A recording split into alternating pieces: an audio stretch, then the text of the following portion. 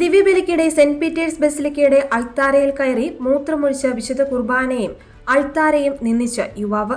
നൂറുകണക്കിന് വിശ്വാസികൾ നോക്കി നിൽക്കെയായിരുന്നു യുവാവിന്റെ അവഹേളനം. ഉടൻ തന്നെ പോലീസ് ഉദ്യോഗസ്ഥരെത്തി ഇയാളെ അറസ്റ്റ് ചെയ്ത് നീക്കുകയായിരുന്നു. ഈ വർഷം ഇതാദ്യമായിട്ടല്ല സെന്റ് പീറ്റേഴ്സ് ബസിലിക്കയുടെ അൾത്താര ഒരക്രമി ആക്രമിക്കുന്നത്. ഫെബ്രുവരിയിൽ മറ്റൊരക്രമി സെന്റ് പീറ്റേഴ്സ് ബസിലിക്കയുടെ ബലിപീഠത്തിന് മുകളിൽ കയറി ബലിപീഠത്തിലുണ്ടായിരുന്ന 6 മെഴുകുതിരികൾ നിലത്തെറിഞ്ഞ് അശുദ്ധമാക്കിയിരുന്നു. 2023 ജൂണിൽ ബസിലിക്ക അടയ്ക്കുവാൻ പോകുമ്പോൾ പോളിഷ് യുവാവ് അൾത്താരയിൽ നിന്നും വസ്ത്രം അഴിച്ചുമാറ്റി.